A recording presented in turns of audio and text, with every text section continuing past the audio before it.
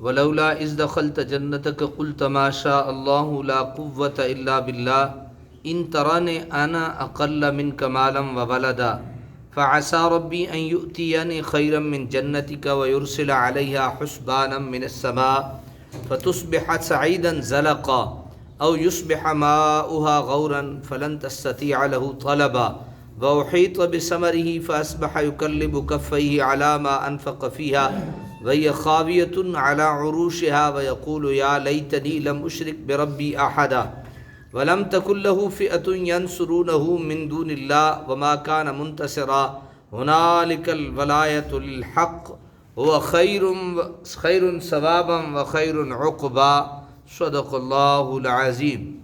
سورہ کاف ہے، 15واں سپارہ ہے، آیت نمبر 38 سے لے کر آیت نمبر 44 تک انشاءاللہ ہم سماعت کریں گے۔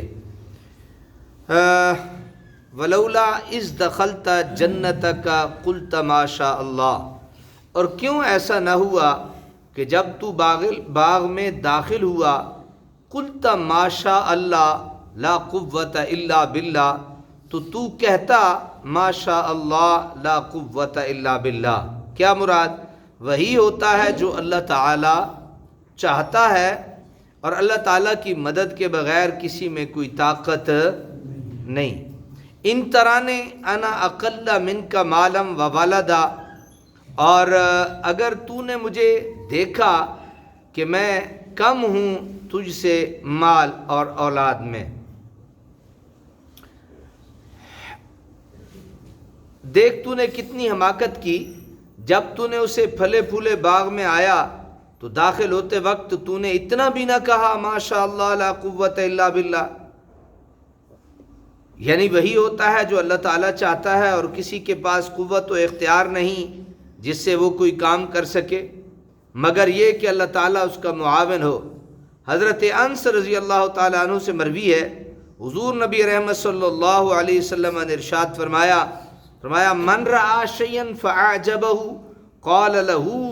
قال ما شاء اللہ لا قوت الا باللہ لم يضره، اگر کوئی شخص کسی چیز کو دیکھے اور وہ اسے پسند آئے تو کہے ما شاء اللہ لا قوت الا باللہ، اسے نظر نہیں لگے گی، اسے نظر، یعنی اگر کوئی بندہ ہے اور اس بندے کو کچھ پسند آ جاتا ہے اور وہ فوراً یہ کہہ دیتا ہے ما شاء اللہ لا قوت الا باللہ، تو اسے نظر اس چیز کو نہیں لگے گی۔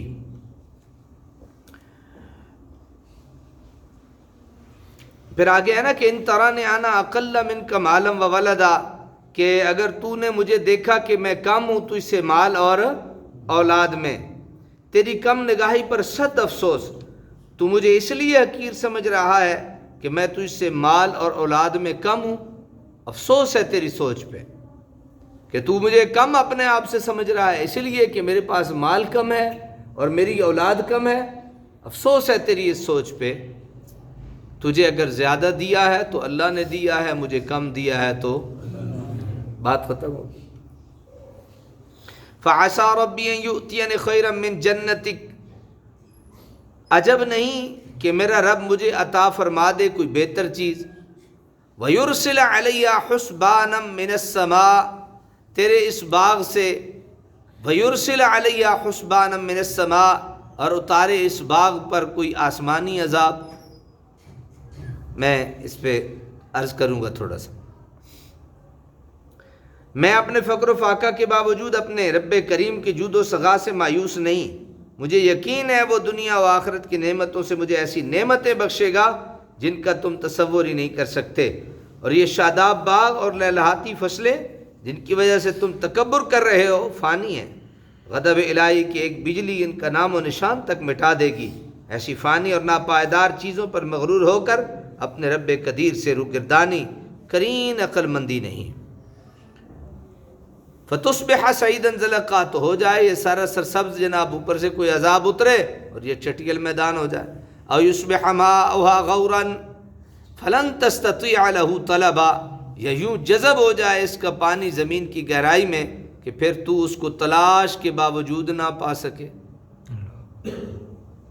وَأُحِيطَ بِثَمَرِهِ فَأَصْبَحَ يُقَلِّبُ كَفَّيْهِ عَلَى مَا أَنفَقَ فِيهَا، اور اس کے باغ کا پھل برباد ہو گیا، پس وہ کف افسوس ملنے لگا اس مال کے نقصان پر جو اس نے باغ پر خرچ کیا تھا۔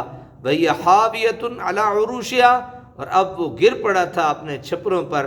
وَيَقُول، اور بصد حسرت کہنے لگا، یا لیتنی لم اشرک بربی احدا، ہائے کاش میں نے کسی کو اپنے رب کا شریک نہ بنایا ہوتا۔ وَلَمْ تَكُنْ لَهُ فِئَةٌ يَنْصُرُونَهُ مِن دُونِ اللَّهِ، اور نہ رہی تھی اس کے پاس کوئی جماعت جو اس کی مدد کرتی ہے اللہ تعالیٰ کے مقابلے میں۔ وَمَا كَانَ مُنْتَصِرًا، اور نہ وہ بدلہ لینے کے قابل تھا۔ هُنَالِكَ الْوَلَایَةُ لِلَّهِ الْحَقِّ، یہاں سے ثابت ہو گیا کہ سارا اختیار اللہ سچے کے لیے ہے۔ وخیر، وہی بہتر ثواب دینے والا ہے ثواباً، وخیر عقبا، اور اس کے ہاتھ میں بہتر انجام ہے۔ اللہ تبارک و تعالی عمل کی توفیق عطا فرمائے۔